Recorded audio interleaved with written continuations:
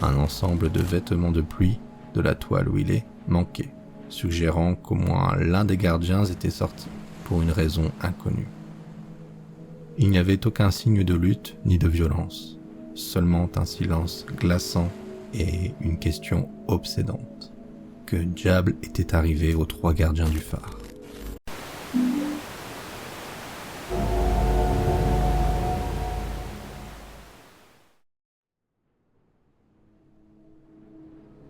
Les îles Flannan, aussi appelées 7 chasseurs, sont une chaîne d'îles isolées situées à plus de 60 km des côtes écossaises.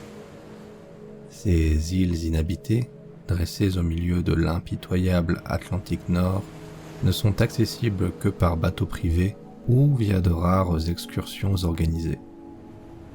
Leur climat brutal et leurs falaises abruptes découragent tous ceux qui ne sont pas des visiteurs particulièrement endurcis.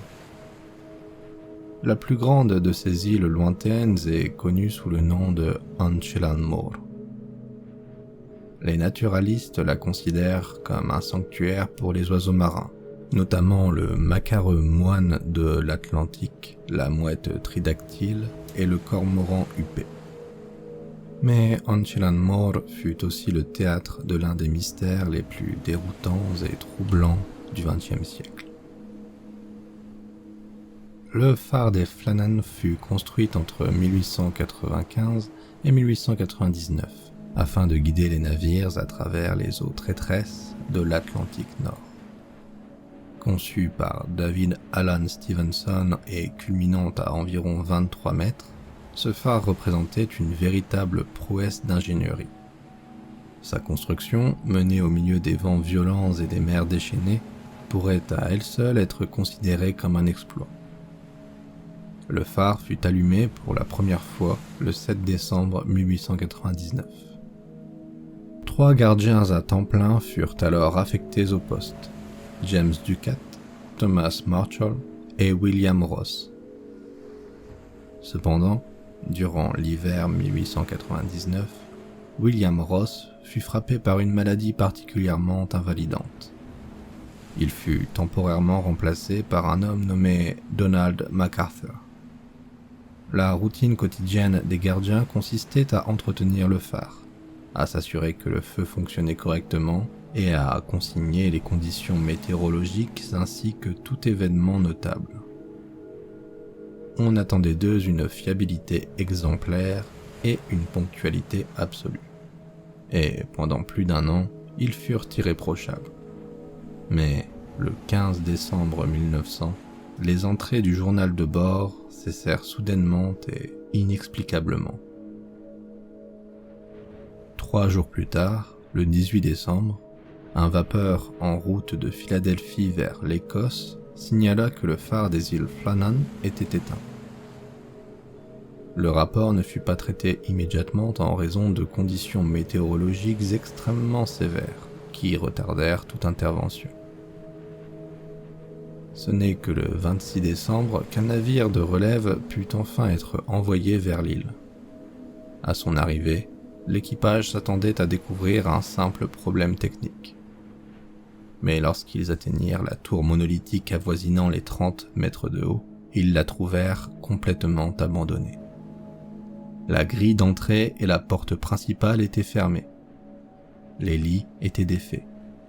L'horloge du phare s'était arrêtée. Dans la cuisine, un repas avait été préparé, mais n'avait jamais été touché. Un ensemble de vêtements de pluie, de la toile où il est, manquait, suggérant qu'au moins l'un des gardiens était sorti, pour une raison inconnue.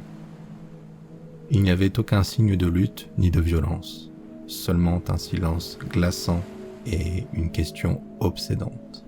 Que diable était arrivé aux 3 gardiens du phare? L'explication la plus largement acceptée est la suivante. Alors qu'ils sécurisaient du matériel sur le débarcadère ouest, une zone notoirement dangereuse, les gardiens auraient été surpris par une vague scélérate qui les aurait balayés tous les 3 d'un coup. Parmi les éléments étayant cette hypothèse figurent des garde-corps en fer tordu, un rocher déplacé et du matériel éparpillé. comme si une tempête d'une violence exceptionnelle avait frappé l'île brutalement, prenant les hommes totalement au dépourvu. Malgré qu'aucune tempête de ce type n'ait été signalée ailleurs dans la région à ce moment-là, ce qui jette un sérieux doute sur cette théorie, les conditions météorologiques locales sont réputées imprévisibles.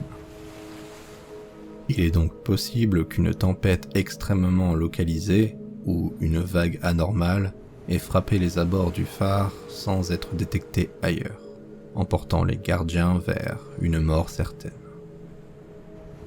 Une autre théorie évoque une altercation violente, potentiellement mortelle, entre les gardiens. Une dispute qui aurait dégénéré en accident fatal, voire en meurtre. Donald MacArthur était connu pour son tempérament instable et son caractère explosif. Il aurait pu être à l'origine d'une confrontation physique. De plus, l'isolement extrême du métier de gardien de phare est connu pour ruser les nerfs et exacerber les tensions. Cependant, l'absence totale de traces de lutte à l'intérieur du phare rend cette hypothèse peu convaincante, à moins que le conflit ne se soit produit à l'extérieur, où la mer aurait pu effacer toute preuve. L'histoire ancienne et l'isolement des îles Flannan, autrefois associées à des pratiques païennes, ont également nourri des théories surnaturelles. Le folklore local évoque des esprits, ou des prétendues tempêtes de fées, capables d'emporter des hommes comme on arrache une feuille au vent. Bien sûr, ces récits relèvent davantage du mythe que du factuel, mais ils ont été popularisés par de nombreuses œuvres culturelles, notamment des poèmes et des chansons. Les îles possèdent en effet un riche héritage de légendes, incluant des histoires de monstres marins et de divinités anciennes. Ces récits renforcent l'aura du mystère, mais n'apportent aucune explication crédible pour ceux qui s'en tiennent à la raison et aux faits. Parmi les hypothèses encore plus improbables figure l'enlèvement par des agents étrangers, ou l'idée que les gardiens auraient volontairement abandonné leur poste pour fuir leur vie isolée. Ces théories sont intrigantes, mais reposent sur très peu d'éléments concrets et relèvent largement de la spéculation. L'idée d'un enlèvement paraît hautement improbable, compte tenu de la logistique nécessaire sur une île aussi reculée.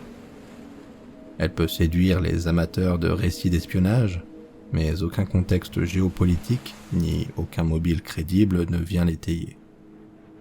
Quant à la fuite volontaire, rien n'indique que ces hommes avaient la moindre raison d'abandonner leur travail ou leurs proches, comme l'ont confirmé de nombreux témoignages de leurs familles et amis. Une explication plus pragmatique suggère qu'un gardien serait sorti pour vérifier ou sécuriser un équipement extérieur, et que les deux autres l'auraient suivi pour l'aider ou le mettre en garde. Après une chute accidentelle dans la mer, les autres auraient tenté de lui porter secours, avant d'être eux-mêmes emportés par les flots. Cette hypothèse explique l'absence d'un ciré. Toutefois, elle ne répond pas entièrement à la question de savoir pourquoi les trois hommes seraient sortis ensemble par mauvais temps. Le Northern Lighthouse Board britannique mena une enquête officielle et conclut que, selon toute vraisemblance, les gardiens avaient été balayés par la mer durant une tempête et s'étaient noyés. Mais l'absence de preuves irréfutables alimenta une vague de spéculations morbides dans l'opinion publique. Le surintendant, Robert Muirhead, qui affirmait avoir connu personnellement les gardiens, visita le phare après leur disparition. Il fut parmi les premiers à conclure qu'il s'agissait d'un accident tragique et imprévisible. Tandis que beaucoup partagèrent son avis, d'autres en revanche l'accusèrent d'avoir participé à une opération de dissimulation. À la suite de l'incident, les protocoles de sécurité des phares furent réévalués. Cela conduisit à l'introduction de matériel amélioré, de systèmes de communication plus fiables et de procédures d'urgence destinées à empêcher qu'une disparition similaire ne puisse se reproduire. Le mystère n'a pas seulement inspiré d'innombrables histoires, poèmes et films. Il a également contribué à l'amélioration concrète de la sécurité des phares, notamment par une meilleure surveillance météorologique et des systèmes de signalement d'urgence renforcés. Mais malgré toutes les théories avancées, en l'absence de preuves définitives, le sort de James Ducat, Thomas Marshall et Donald MacArthur demeure un sujet de fascination et de débat, encore aujourd'hui, plus d'un siècle plus tard. Cette affaire reste un rappel poignant de la solitude et du danger auxquels font face ceux qui veillent sur la mer, assurant la sécurité des autres, parfois au prix de leur propre vie. Alors, qu'avez-vous pensé de cette histoire ? Donnez-moi votre avis en commentaire. J'espère que cette vidéo vous aura plu. Si c'est le cas, devenez un fidèle et abonnez-vous pour ne rater aucun futur épisode. Un grand merci aux contributeurs Tipeee qui soutiennent la chaîne. Leur générosité est énormément appréciée. N'hésitez pas à m'aider vous aussi si vous le pouvez, lien en description. Si vous avez des histoires personnelles à raconter, n'hésitez pas à tester votre plume et m'envoyer par mail vos écrits. De même, s'il y a des histoires particulières que vous aimeriez m'entendre lire, faites-moi en part plus bas. Et je vous dis à bientôt pour d'autres frissons et histoires d'horreur en ma compagnie. Biou.